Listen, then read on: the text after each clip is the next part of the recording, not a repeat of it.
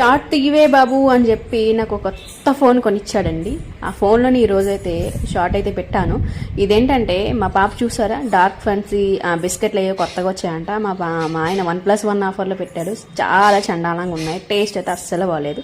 And సరే ఫ్రిడ్జ్లో పెట్టాను. మా పాప అయితే తీసుకుంది, ఇప్పుడైతే తింటుందని చెప్పేసి వేడిస్తుంది అనమాట. ఇవ్వవే బాబు అంటుంటే అదేమో ఇవ్వకుండా నాకు పరుగులు తీస్తుందనమాట.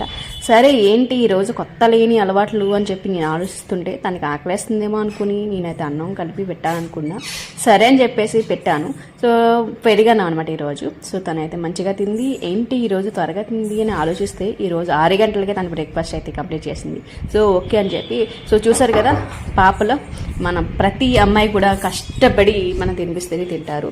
అండ్ ఆడి పాడి అన్నీ బయట చూపిస్తే తింటారా? లేదు. కార్టూన్ పెడితే చక్కగా కూర్చొని పద్ధతిగా తింటారు మన పిల్లలు. అండ్ తర్వాత విజయాన్ని సాధించాను నేను